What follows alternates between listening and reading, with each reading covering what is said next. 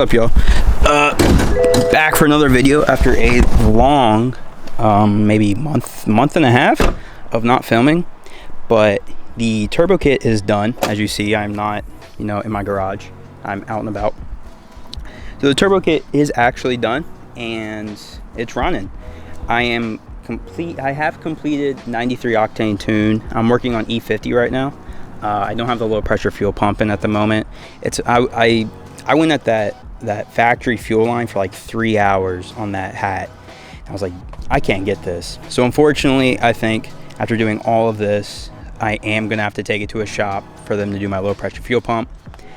Really upsetting because I did all this by myself in the garage, and then a fuel line kicked my butt, and that's where I'm at now. So I'm actually gonna go over some of the difficulties, kind of an update video to my last video on everything that went on. So I'm gonna kind of go through that. So my first thing was compressor housing and clocking the turbo. When you get the turbo, it's not clocked exactly how you need it to be. And I did a T51R mod, so I actually had the compressor housing off, as you heard in the beginning of the video, how loud that turbo was. It's amazing. Even when I'm not hitting boost, you'll still kind of hear a whistle, very light. But to clock your turbo, so what you're actually going to do is you're going to remove the bolts. You can see the turbo is super hot, so I'm not going to touch it. Get as close as I can. So that bolt, that bolt, that bolt, that bolt, you can kind of see those. So you're actually going to take those off, and you can clock the housing itself. That way it'll help you align the charge pipe. And then I actually had to clock the core itself too, because I wasn't able to actually completely bolt down the turbine section to the manifold, so I actually had to clock the core. So to clock the core, you can't see it because this is in the way. Dang, that wind's picking up. This feels really good outside. Florida's feeling great right now. So there's actually bolts on the turbine side that connect to the core, so you can rotate the core. So I did that, rotated the core, rotated the compressor housing, and then I was able to bolt the turbo down itself. So that was a little tricky, just because you got to keep lining it up and making sure it sits right. That way you can do it to your charge pipe. So something else that I encountered is I've never had a pro clamp before, so I've never messed with that. Pro clamps are actually super simple. They have a little bit of wiggle room. I didn't know that. I figured it was going to be like rock hard. So what I did is, after messing with it, trying to line it up to this and then the pro clamp, I eventually came up with the idea is I'm going to line it up to the pro clamp, attach that, and then to the compressor housing, and it went on super simple. So just a little recommendation there.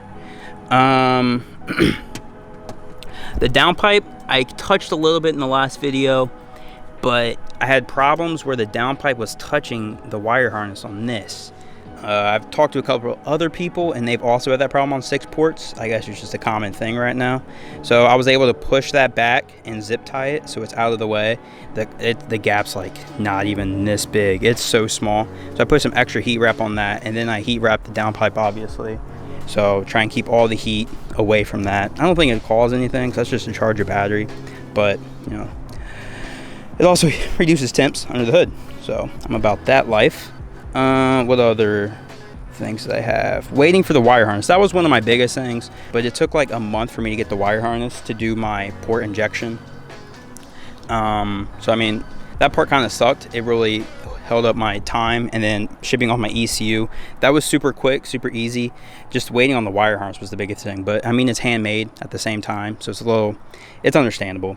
But to go over the wire harness a little bit, so I'm running BM3 and Ecotech have different wire harnesses. I found this out the hard way. You have to do your crankcase sensor, which is way down there. Like, if I stuck my arm in there, it was like past my elbow here. Like, that's how far down I had to reach.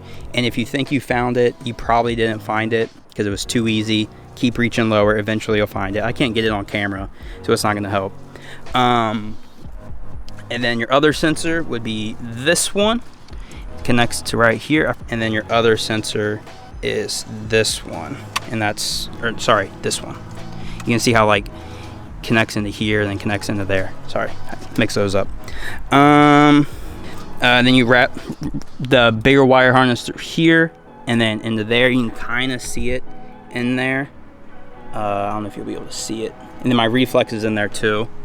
And then the other wires are in here. You can see I have them all jumbled up right there, zip tied out of the way.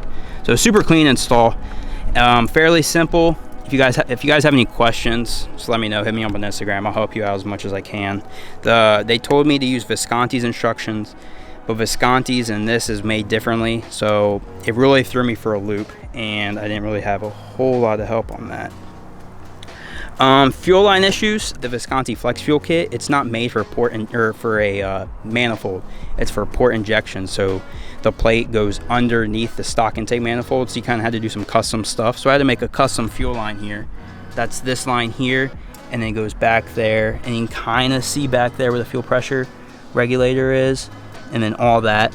So I just picked up some AN line and PTFE fittings and made it work. Let's see, but you gotta be careful of those fittings, because if they do leak, way back there sucks. I had a leak back there and it was horrible. This is technically deleted, I just haven't took it out of here yet. I've been kind of short on time, but this is perfectly fine. I have the whole system deleted. All right, battery overheated there for a second. Also, a couple more things. Make sure you guys order more vacuum line when you get this kit, or if you run any kit, because it came with, I think, 5 feet, but honestly I don't remember how much it was. It wasn't enough. So if you guys just look up rubber vacuum line on Amazon, it's literally the same one. This is how Sam wanted me to route it, so that's how I routed it. I'm just doing what the tuner wants. And then something else to note is with the Reflex controller, it's super difficult because you need a data cable, not a charging cable, and it's really hard to find a charging cable, or really hard to find a data cable and not a charging cable.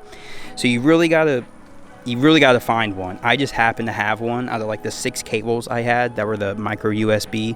One of them was right, but it's really finicky. So just search up, you know, a charging cable or a data cable. Choose. I can't even say it right. Honestly, that was pretty much it. It was super simple. We just had a couple difficulties that I pointed out, and I just wanted you guys to know. If you guys have any questions, though, hit me up on Instagram. It's my YouTube name, Shay Harambe. So just hit me up on there, and I'll link it in the bio. That's where I'm going to wrap up the video, guys. So see you in the next one.